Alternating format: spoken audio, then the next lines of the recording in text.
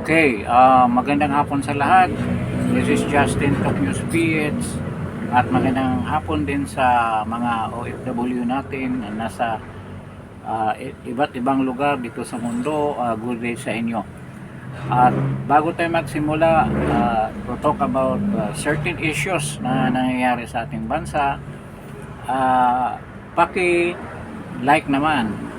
Please press like, then share, and of course if you are new to this channel, kindly subscribe. Paki-subscribe naman. Okay, so yung unang issue, actually nakapag-vlog na ako nito, ang issue na to, but dahil merong development, patungkol ito doon sa challenge ni Senator Alan Peter Cayetano, ang minority leader sa Senate, with regards to the plan or talagang i-implement na pag-imbestiga sa kanya tungkol doon sa corruption daw na nangyari sa SEA Games noong 2019. So ganyan ka masigasig mag-imbestiga ang NBI. Napakatagal na pangyayari. Gusto pa nilang paimbestigahan. Nagdudumilat yung flood control na controversy. Wala namang encouragement or any move na maimbestigahan yan. In fact, pinipigilan pa. So kitang-kita na natin ang intensyon sa investigasyon na to, but pag-usapan pa rin natin. Dahil sabi pa ni Senator Cayetano, halatang-halata naman talaga kung anong intensyon dito sa pag-imbestiga sa kanya, napipintong pag-imbestiga sa kanya dito sa controversy na matagal na na-settle itong regarding sa SEA Games corruption. So ito yung una nating i-discuss na topic. Then pahapyawan natin yung mga sinasabi ni Jesus Palces na mas marami daw maipakulong si BBM kay ni President Duterte. May katotohanan naman eh. So dapat i-qualify natin kung tama pa yung pagkakulong or justifiable ba yung pagkakulong, bakit nakulong, paano nakulong, dumaan ba sa tamang proseso, pag-usapan natin yan. Kinumparangan niya yung kapanahonan ni President Duterte at saka ngayon. So parang sarcastic naman ang statement niya, but still we have to discuss that. So ang una nating i-discuss itong ang challenge na binato ni Senator Peter Cayetano kay Erwin Tulfo sa Blue Ribbon Committee. Kasi gusto nila magpaimbestiga nga sa 2019 controversy na SEA Games. Actually, nasampa na yan sa ombudsman. But hindi ko alam kung ano nangyayari. Marami nagsasabi na kulang daw sa ebidensya kaya napawalang sala si Vince Dizon. Actually, si Vince Dizon ang nakademanda nito.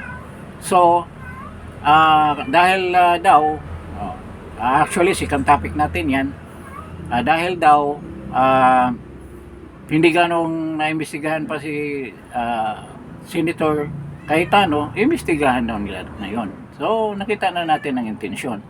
So, yung challenge ni Senator Cayetano, Alan Peter Cayetano, na kung mag-imbestiga kayo sa 2019 na SEA Games, ano mang kontrobersya na gusto nyong buhayin, dapat mag-imbestiga din ang minority doon sa flood control. O dapat mag-imbestiga sa flood control. Sabay na ang pag-imbestiga kung gusto ninyo. Alam na nila na ang recent na pangyayari, itong flood control, hanggang ngayon wala pa nangyayari. Si Martin Romualdez libre pa rin, at yung nakulong na kinasuhan ng plunder, hindi naman regarding yung sa flood control. Di ba? Ngayon, ang balak na naman kay Senator Cayetano, balak nila na kasuhan ng plunder. Hindi naman sa flood control yan. Bakit nagiging secret cause yung mga nagnakaw dyan sa flood control na hanggang ngayon malaya pa rin sila na nagbabakasyon sa ibang bansa. Sa bagay, si Martin Romualdez may all departure eh. Pero hindi natin alam kung saan yan dumaan eh. May mga jet yung mga yan eh. Di ba? So, ang challenge nga ni Senator Cayetano, nasabay tayo mag-imbestiga. No. Anong sagot ni Erwin Tulfo? Sabi niya, walang problema, huwag kang hot. Oh. Itong mga salita na yan, pangkantong salita yan, huwag kang maging hot. Hot pa ba yan? Di ba cold na yan? Ilang mahigit na isang taon yan? 2025, 23, 24, 25. Wala pa rin nangyari. Ilang taon na? Nag-dissolve na lang yung ICI. No. Tapos nagpalit na lang ng chairman dyan sa committee ng Blue Ribbon. No. Nag-ano lang kayo? Nagpalit lang kayo ni Lacson. Si Lacson ang nagiging committee vice chairman, si Erwin Tulfo naman ang naging chairman. So nagpalit lang sila. At nagpalit din sila ng isip o binalikan nila yung plano nila na huwag na talagang magkaroon ng investigasyon. Yan din ang gagawin nila hanggang matapos ang termino na nibangag na yan. At ma-impeach si BP Inday Sara. Yun ang gagawin nila dyan. No. Di talaga nila gagalawin yan. Maniwala kayo sa akin. Ang dami nagpahayag tungkol dyan. Pero talagang parang titanium mga mukha ng mga yan. Eh. Hindi talaga matablan. At isa lang talaga magpatanggal yan sa kanila. People power lang talaga. Na hindi naman magawa-gawa ng mga mamamayang Pilipino. Dahil kulang nga sa puwersa. Yun ang problema. At hindi sumanib yung military, hindi umaksyon para magkaroon ng regime change. Kasi bayad na sila ng malita. So ngayon, itong challenge na to, kitang-kita natin na purely itong ginawa, naggagawin nila matibag para mababawasan na naman yung mga senador. So magiging 8 na sila ngayon, wala na si Alan Peter Cayetano, 7 na lang. So kung ano mang mga resolution or mga proposal na isasampa dyan sa Senate floor, walang makapigil sa kanila dahil majority na sila na napakalaki ng agwat. 13 sila. Tapos maging 7 na lang kung matuluyang charge ng plunder si Senator Alan Cayetano. Diyan sila nakapokus. Kasi yung mag-iimbestiga involved din sa flood control controversy. Nakatanggap din ng malita si Erwin Tulfo, si Lacson, si Soto, sila lahat yan nakatanggap ng malita. So hindi ko in-expect na mangyari yung magkaroon ng matinong investigasyon diyan sa Senado with regards to the flood control controversy or scandal or scam na yan na talagang ninakawan ang taong bayan, the coffers of the government talagang linimas ng mga magnanakaw na nakaupo ngayon sa ating pamahalaan. So, yung challenge na yan, walang mangyari niyan. Tuluyan pa rin, itutuloy nila yan. Once makuha nila investigation kahit walang ebidensya. Ito nga impeachment ni BP Inday Sara, walang ebidensya eh. Sinampa pa rin. So ano pa kaya yung dyan sa ano na yan, pinaratang nila na corruption dyan sa SEA Games, talagang itutuloy yan. At malaking possibility na si Senator Cayetano ay makulong din tulad ni Marcolita. Kasi yun ang target nila eh. So, ubusin nila yung mga senador na yan. Na talaga, hindi na makapalag dyan sa kung ano mang debate ang mangyari dyan sa floor. Dito sa impeachment, ang tatayo dyan, si Senator Pia Cayetano.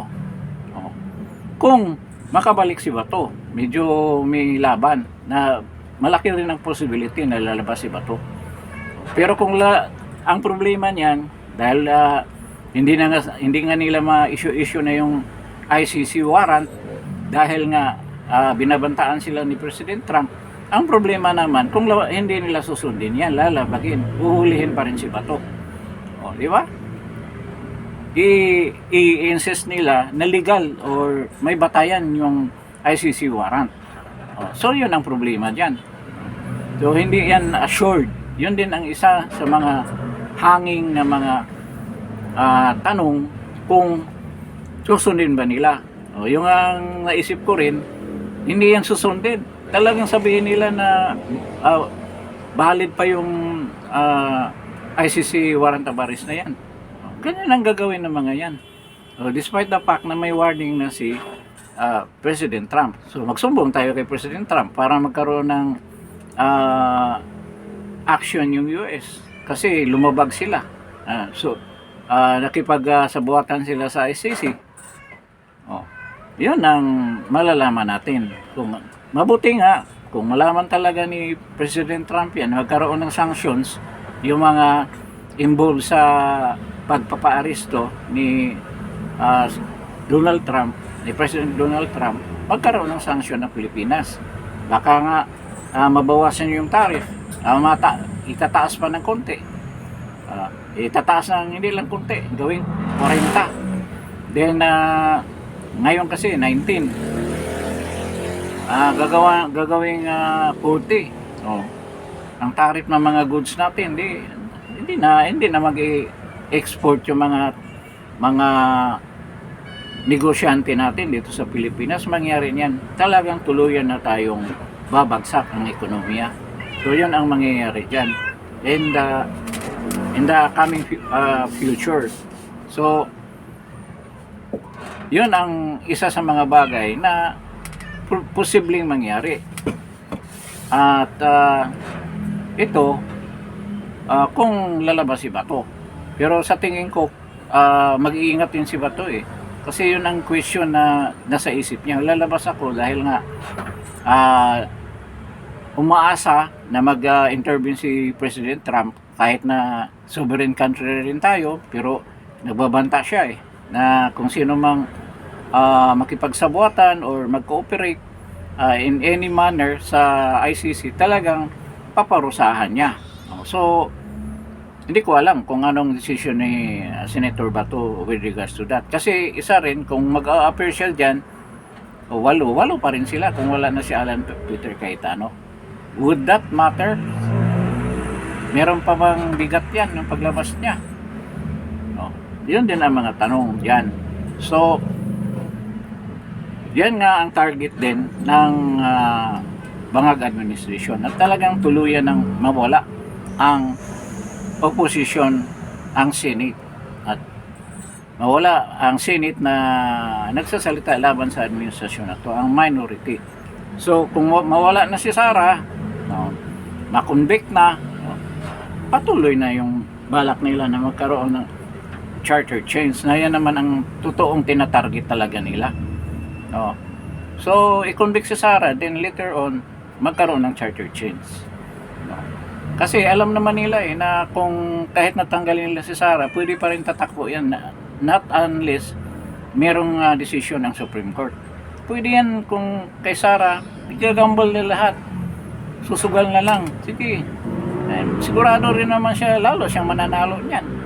At kung mangyari yan, posible pang mawala yung mga kaso niya dahil nga sa overwhelming votes na makukuha niya galing sa mga tao na siguradong susuporta sa kanya dahil sa sobrang pangigipit na ginawa ng administration kung matuloy yung eleksyon. Pero yun ang question, kung may matuloy ba ang eleksyon dahil nga ang target talaga ng bangag na administrasyon na to na wala ng eleksyon. Charter change na talaga. Yan talaga ang target nila dahil lahat na nagnanakaw involved yan sa skandalo na yan, sa nakawan na yan, ma-extend pa ang terms, imagine. So ma-extend pa yung pagkakataon nilang magnakaw. Ma-extend ang mga senators dahil mag-joint voting na sila with regards to the approval, pag-approve dyan sa term extension. At other charter changes na gagawin nila, yung mga provision ng constitution na yan, kasama 1987 Constitution, kasama na yung form of government. So sigurado maging parliamentary tayo.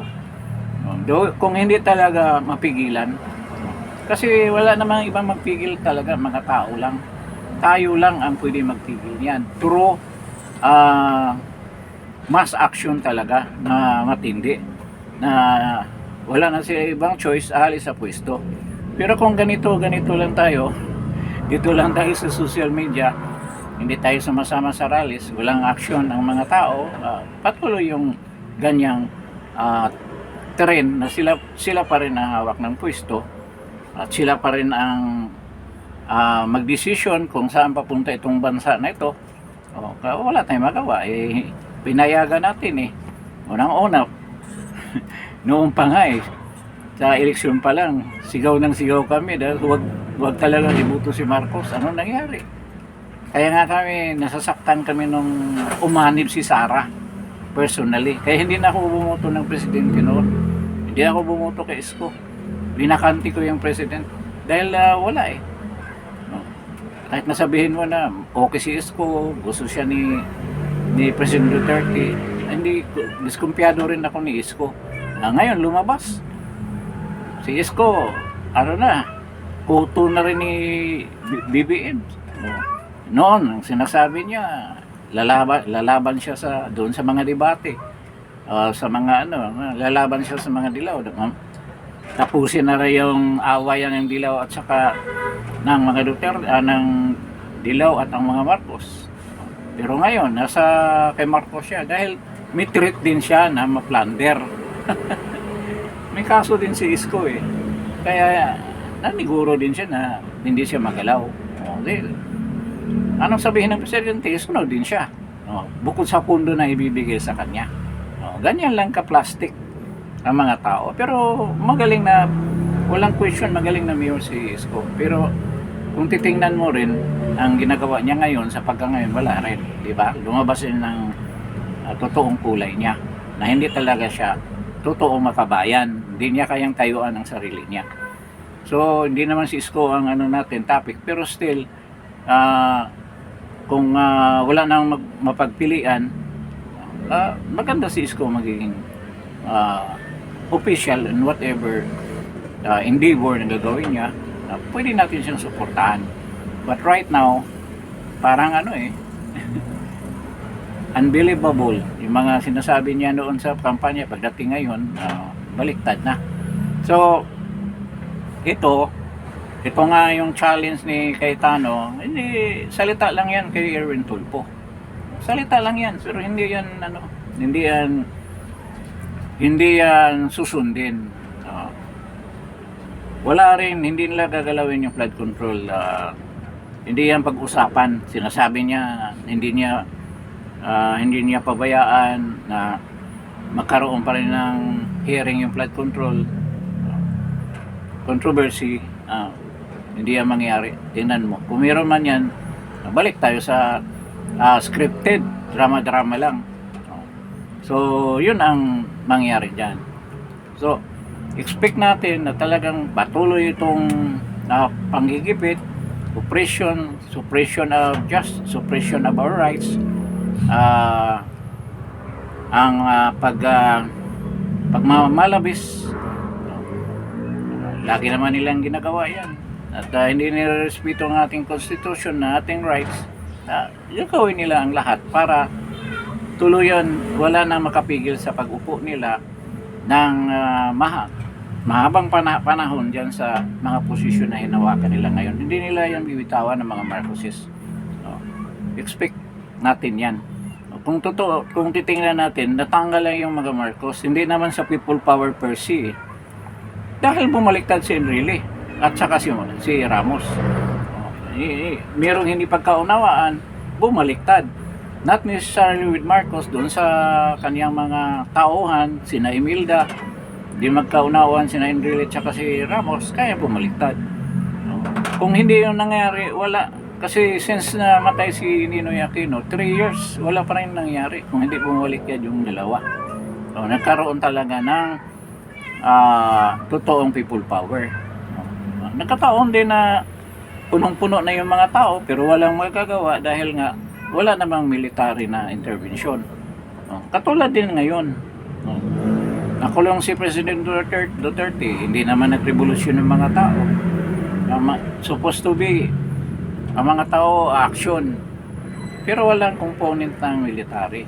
Walang military na kumampi kay President Duterte despite the fact na lahat na hingi ng military ay binibigay ni President Duterte. Noong kakulong na niya, illegally inano siya, kinidnap, wala nagawa military. Sila pa nga ilan sa kanila ay ginamit pa diyan sa pagkakulong niya sa Villamor. Pagdala niya sa Dahig. Sinampa siya sa eroplano na yun, sa jet na yun. Mga military ang involved.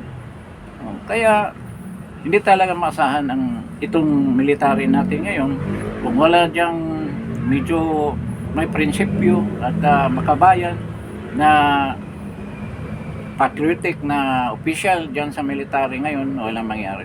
Ganito pa rin. Talagang totoong babagsak na tuluyan ng ating bansa. So, yan ang problema ngayon natin. So, diyan sa Senado, pagka ngayon, pwede nga maganda yung mga presentasyon ng defense team ni BP Inday Sara, pero still mabuksan pa rin yan. Ngayon, ang hanapan nila ng paraan na makonvict si BP Inday Sara, babaan yung number ng basis ng conviction. Yan ang mangyari dyan. Kung magdesisyon sila, tulad nung pinilit ni Win Gatchalian na kahit 12 sila, majority na sila. O may nakapigil ba? Wala. Para maging legal, tinakot itong dalawa, si Escudero at si Joel Villanueva, naghudas. Nandiyan na ngayon. Sa kanila na officially, pero ang una nilang ginawa, violation yun sa Constitution dahil hindi nila sinunod ang tamang proseso sa pagpalit ng liderato dyan sa Senado. So kung gagawin nilang 20 na lang yung basis or 80 na lang yung basis ng number of votes na the number of senators, yun ang i-recognize nila. Na di 18 na lang 18 na lang ang pwedeng umatin. Bakit bilangin natin yung wala? Yun ang gagawin yan. Kung isampa yan sa Supreme Court, talagang mananalo yung ibig sabihin yung 16. Hindi yan paboran kung bawasan yung basis. Hindi yan paboran ng Supreme Court. Yun ang nasa isip ko. So ibig sabihin illegal yung gagawin nila kung bawasan nila yung basis, pero gagawin muna nila yung violation. Anong ibig sabihin? Tuparin muna nila yan. Tingnan naman natin kung paano gagalaw ang Supreme Court. Napakabagal. Siyempre, natitiratin din yung mga yan. At nag-iisip din yan sa position na Chief Justice. Dahil by November yata, magre-retire na yun si Gismondo. Di ba? May ambisyon din sila na ma-appoint ng presidente na Chief Justice. Kaya talagang pigil na pigil sila sa mga desisyon nila. Ngayon, kung gagawin yan, mayroong magpasa ng resolusyon na palitan ang basis ng conviction na sa isang impeachable officer at magbigay sila ng maraming mga precedent na ganito, yung Quinco, mga ganyan, kung anong opinion ng mga dean ng schools, ibang abogado na papabor sa kanila, yun ang dalhin nila dyan sa plenaryo at sabihin nila mayroong katuwiran na palitan ang basis for the conviction of BP Inday Sara from 16 pwede na lang 13. So yan ang plano talaga, yan ang plano. Kaya ngayon ano pa lang sila, 21, dahil tatlo yung nakakulong, Marcolita, Jingo Estrada at saka si Bato de la Rosa, wala dyan. So, wala, absent. So, 21. Tama, 24, 21. Bawasan pa yan ng tatlo, maging 18 na yan. Sino ba yung tatlo? Ngayon, nakaumang na si Cayetano. Sinong kasunod niyan? Ito, sigurado ako ang kasunod niyan, si Mark Villar at saka si Camille. Yan ang susunod niyan. Kasi walang nakaumang dyan ang case ng plunder. Pwede rin si Loren Legarda dahil nga nung una na-mention ang pangalan niya ng mga Marines. Diba? Na-mention na nagpunta kay Legarda pero nakita sa Saldico na walang malita na dala pagpasok kay si Saldico lang kasi ang pumasok. Pero ang testimonya ng mga Marines, walang malita silang nakitang pinasok. So, questionable din yun. Kaya, maraming pwedeng lang hanapan ng paraan yan. Kasama yan si Legarda. At, ito, kahit na alam nila na pinagbawalan ni President Trump, lalabagin nila yan. Lalabagin nila yan. Huhulihin pa rin nila dyan. Ipakita pa rin nila yung warrant of arrest at kasama na si Bongo dyan. Yan ang gagawin nila. Papahuli nila si Bongo. Or, buhayin yung kaso doon sa kanilang construction company. Na mayroong ginawang corruption at plunder din dahil milyones, malaki naman ang halaga doon sa mga projects na hinahawakan, ipalabas nila yan na may kasalanan, may involvement si Senator Bongo. Kaya siguradong ma-plunder din yan, nakulong din. 90 na. Dalawa ang kasunod. Yung mga Villar. So makuha talaga nila yung 18. Once makuha yung 18, kalahati ng 18 is 9. Kalahati ng 9, 4.5. So 4 yan. 4. 9 plus 4 equals 13. Tama. Para masigurado nila na talagang kuha nila yung numero. Kung kasama si Bongo, di 17 na lang yan. Diba? Kaya ipasa nila yan.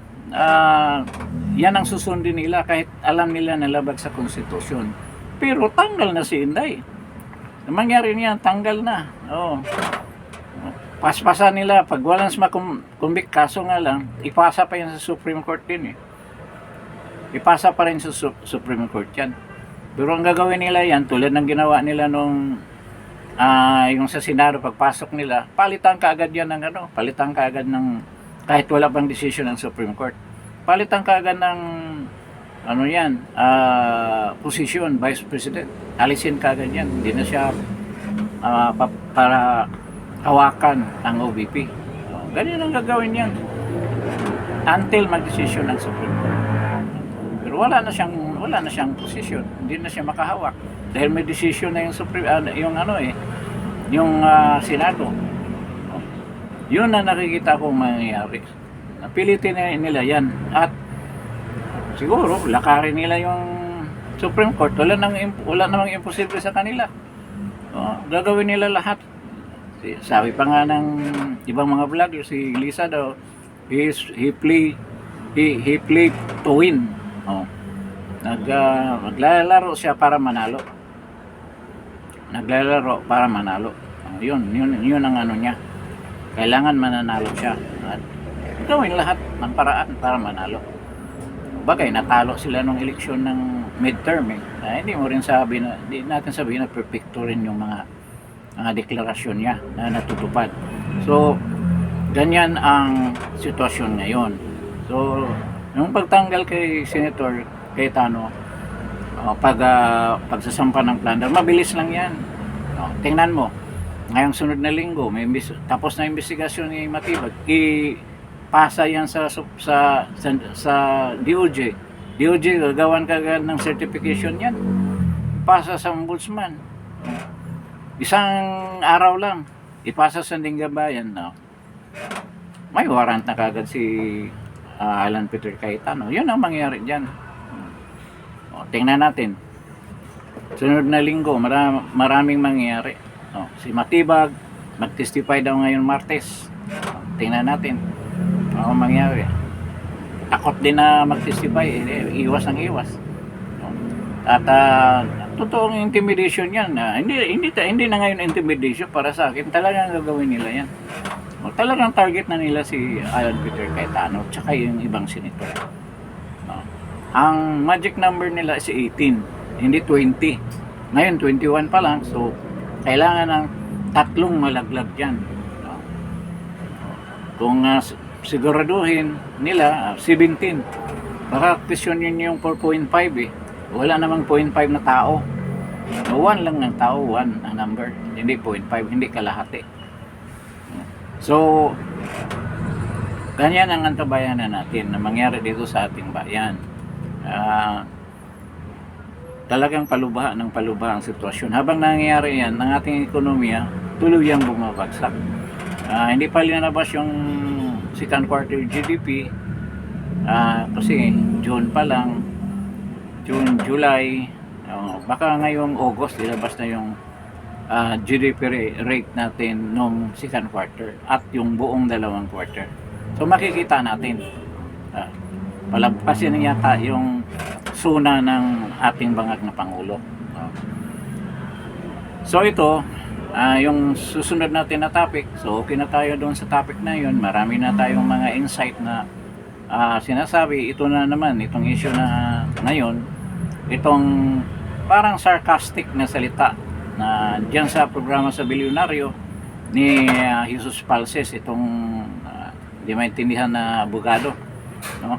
Kasi sabi niya mas marami nung naipakulong si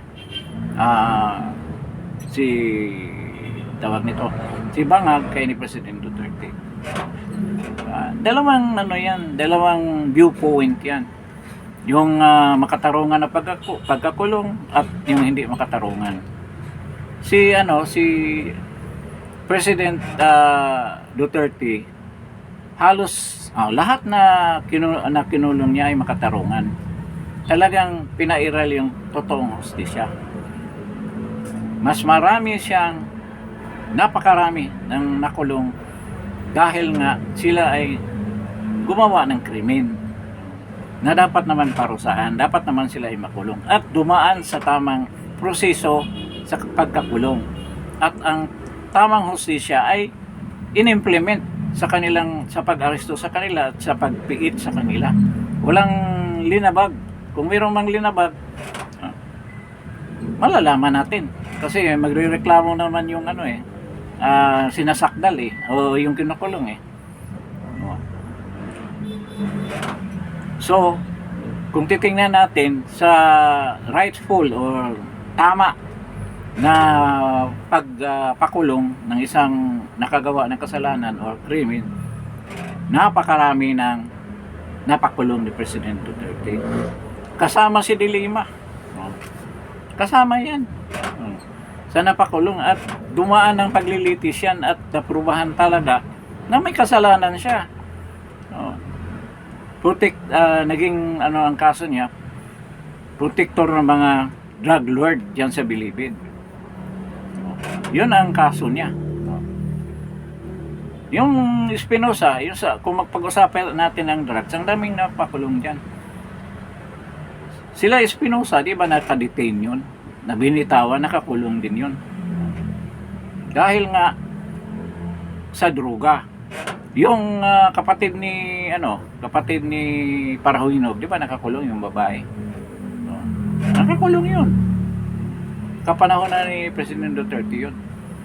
At hindi pa nakaupo si President Duterte, maraming sumuko at maraming voluntarily nagparehab. Kaya nga kinulang yung rehabilitation center natin at tumulong pa nga yung China na gawa ng rehabilitation.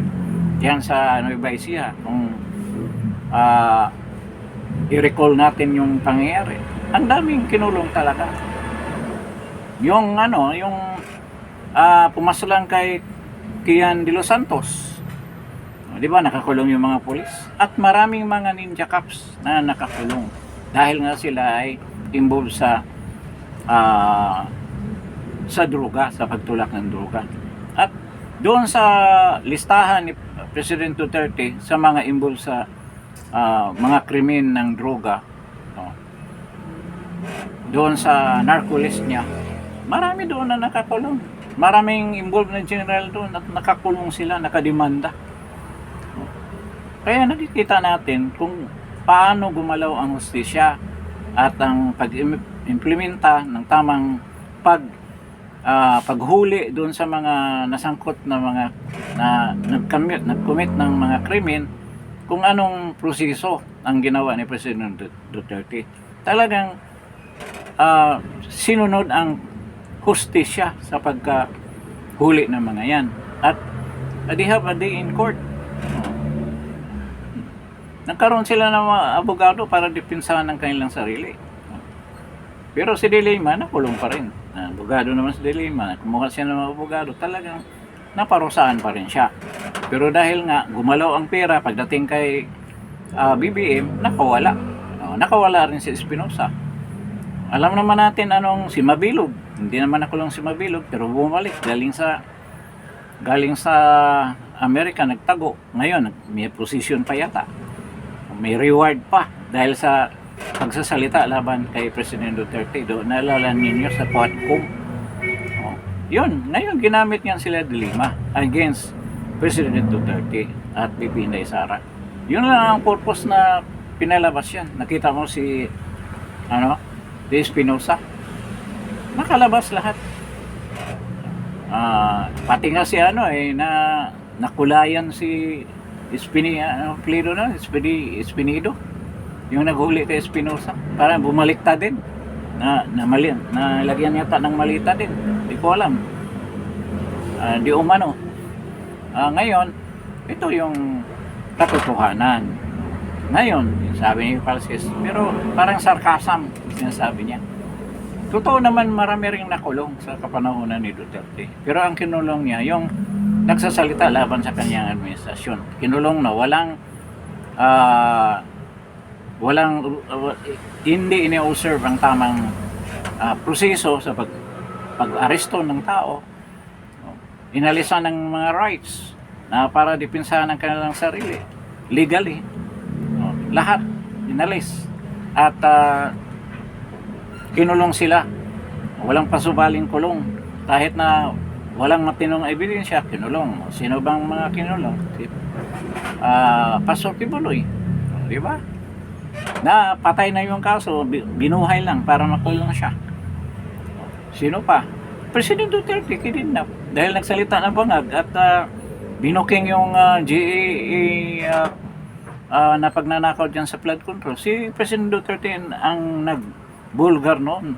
Sila ni Congressman Ongab.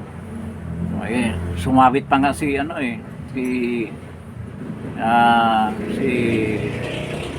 Vic Rodriguez na dating katiwala ni Bangag for a long time. Kaya kahit na anong ginagawa ni Vic Rodriguez ngayon, wala pa rin akong tiwala sa kanya eh. Sa tagal nila magkasama ni Bongbong, wala akong tiwala sa kanya. Kaya yung ibang kumakalaban sa kanya, may punto rin.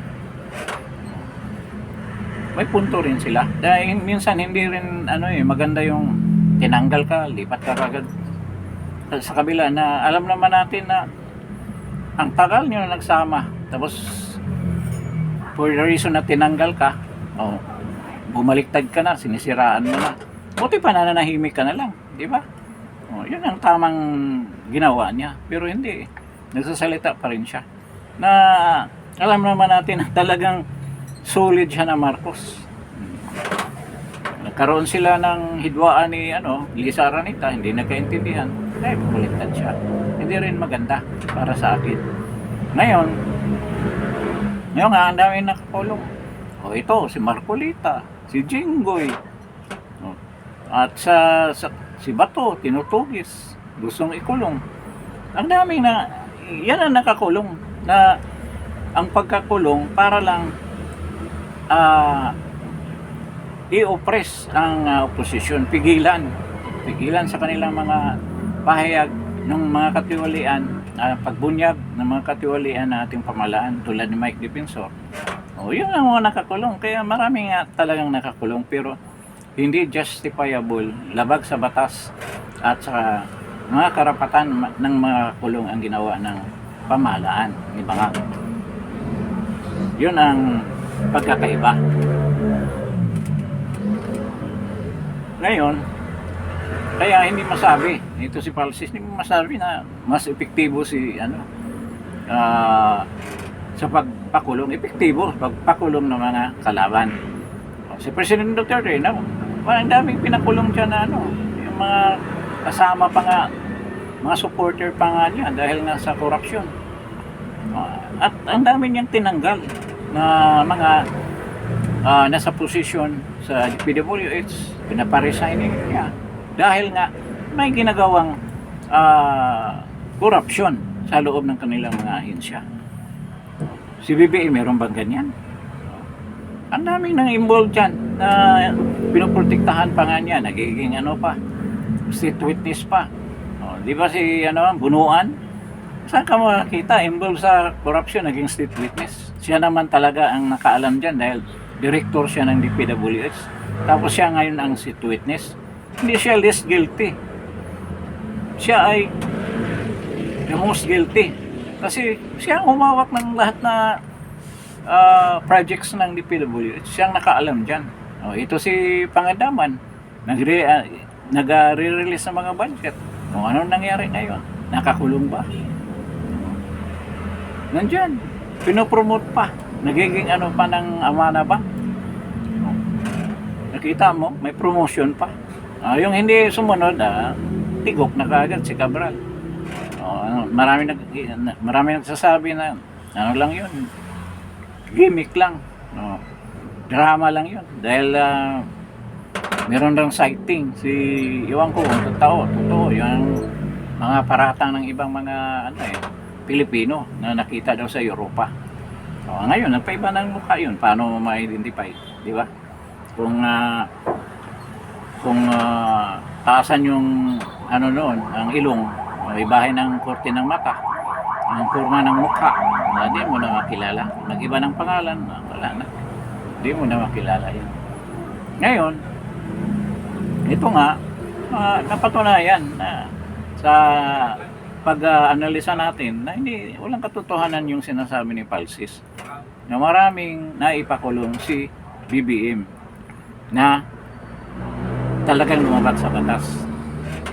Ang tanong nila, may mga kaso din naman yan Kaso naman yan si Jinggoy, tulad ni Jinggoy. Si Marcolita may kaso din daw. Bakit yung kaso ni Marcolita? Tungkol ba sa flood control? Hindi daw, dahil violation talaga daw. Violation na. Sa Comelec pa nga, pinawalang sala na si Marcolita. Binuhay lang dito sa DOJ. Ay gusto talaga nila makulong si Marcolita at mabawasan yung number of senators na mag-participate dyan sa impeachment ni VP Inday Sara. Kasi takot na takot sila ni Marcolita. Alam naman natin gano'n siya kagaling. Kung siya ang nandyan ngayon, siguradong matamimi niya yung mga prosecution dyan sa mga tanong niya at yung mga witnesses sa mga tanong niya. Kaya yun ang iniwasan at naging successful sila. Talagang napigilan nila ang pagsama ni Senator Marcolita dyan sa impeachment trial ni VP Inday Sara. So, sabi nila justifiable yung pagkakulong. Bakit si Martin Romualdez wala pang warrant?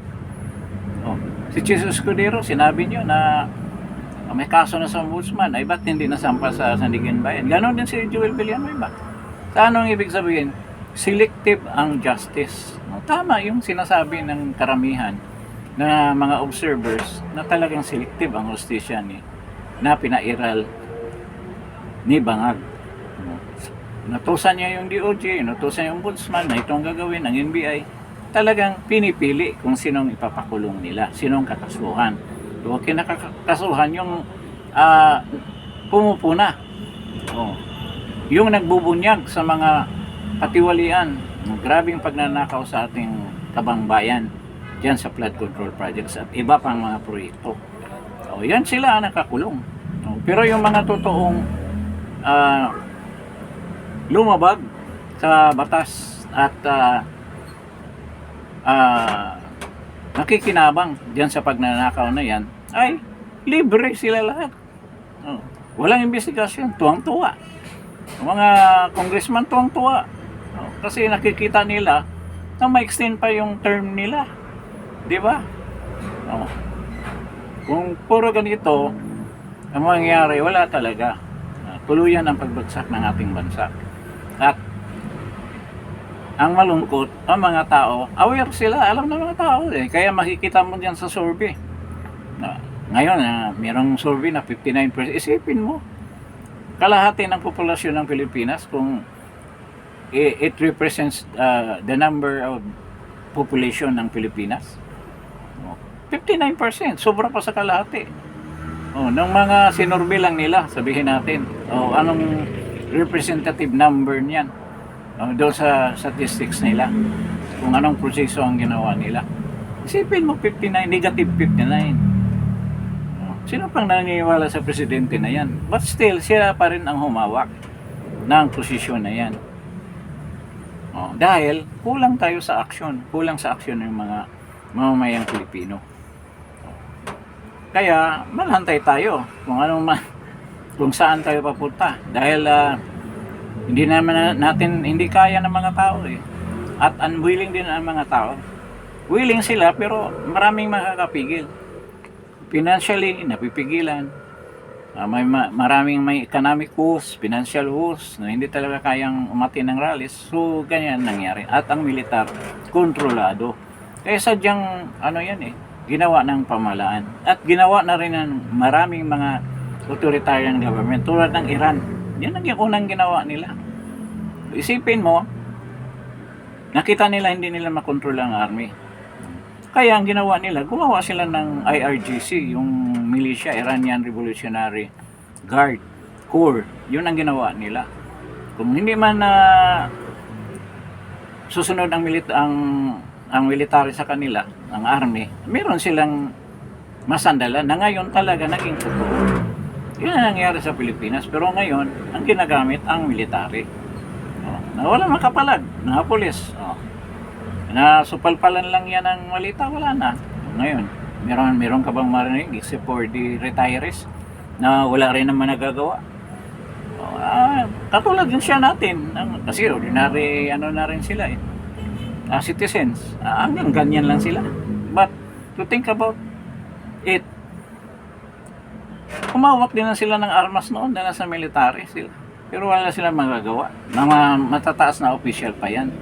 Pero hindi nila kayang sawatain ang pananalasa, ang pagsira ng ating demokrasya at pagsira ng ating bayan, economically and legally dito sa ang konstitusyon natin, winalanghiya ng administrasyon na ito, ng mga bangag na ito. May nagagawa ba yung mga generals? Wala. Kukulong pa nga si Focus eh. Hanggang rally lang tayo. Rally rin, hindi rin naman makakahitayat kasi parang sa tingin ko, kung walang actual na military intervention, walang mangyayari. Abutin tayo ng century bago alis yan. Wala tayong mga Egyptian, mga Israelita sa Egypt.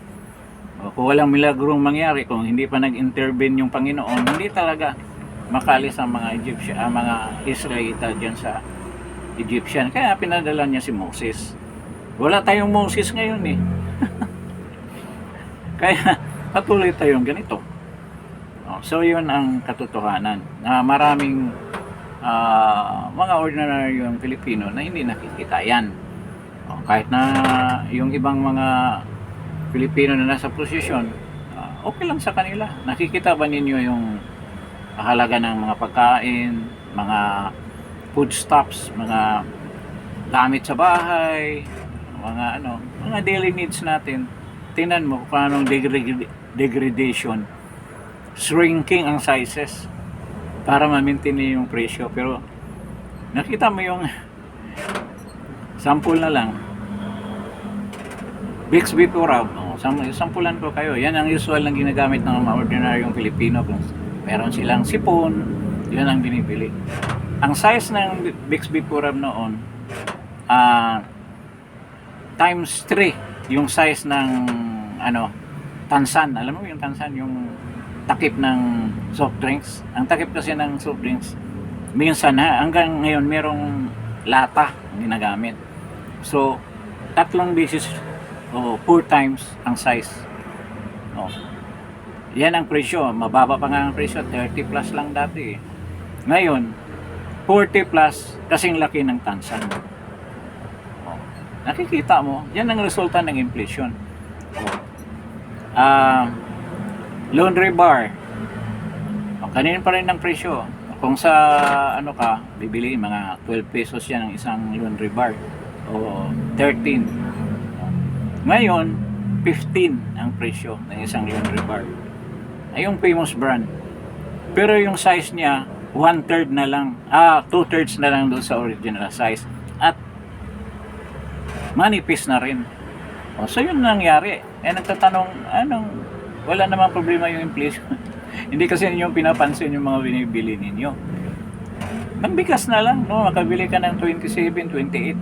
Yung talagang nagtitipid ng husto, 25 nga makabili ka. Magkano ngayon ang pinakamura? 48 na. 46 yan ang pinakamura. Isipin mo times 2. So yun ang resulta, yun ang epekto sa atin. Kaya yung sabi ng iba, hindi na ako sasama dyan sa rally na yan. Hindi naman kami na hindi nyo alam. Ito na lang, Bitsen, famous bar na Bitsen. Subukan nyo, the same size. Titimplahan nyo yung mga pagkain nyo. Kailangan noon kalahati lang ang ilalagay mo para makuha mo na yung timpla mo. Kalahati ng pinakamurang pack. Pero ngayon, ilagay mo yung buo. Yung buong pack. Hindi mo pa rin makuha ang lasa. Kailangan ng dalawa, isa't kalahati o dalawang ganyan. Nakita ninyo? So, mismong mga kumpanya ng mga manufacturing companies na local na nagpo-produce ng mga foodstuffs natin, kailangan natin local produce ng canned goods. Sila rin, ang ginagawa nila, binawasan yung quality, binawasan yung size, yung bigat ng item, liniliitan. Kaya nga, strength economy. Dati, sachet economy. Kahit yung mga sachet ng shampoo, napapansin ba ninyo? Paliit ng paliit. Even na yung mga coffee, yung mga 3-in-1 coffee. Noon ang lalaki ng pack. Ngayon, lumiit ng lumiit. Hintayin pa ba natin na parang kasing laki na lang yan ng Band-Aid? Mismong Band-Aid. Tingnan mo, ang liit. Kung malaki-laki yung sugat mo, hindi mo malagyan ng buo eh. Kailangan 2-3 ilagay mo. At the same price per piece. Di ba? Nakikita mo, mga nagsasalita kasi, hindi naman kami natamaan ng anong hindi. Hindi lang ninyo naramdaman. Kaya ganyan yan. Kaya nga dapat tayo kikilos. Merong mga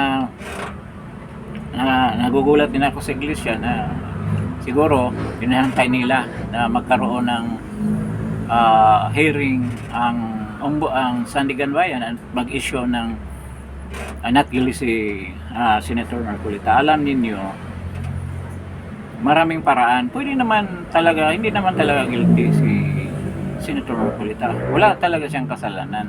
Pero ang problema dyan, kung i-delay ng i-delay. Sino makapigil sa kanila? I-delay ng i-delay. Kung maghantay kayo ng ganyan, baka abutin tayo ng 2028, wala pa rin mangyari. Wala pa rin hearing.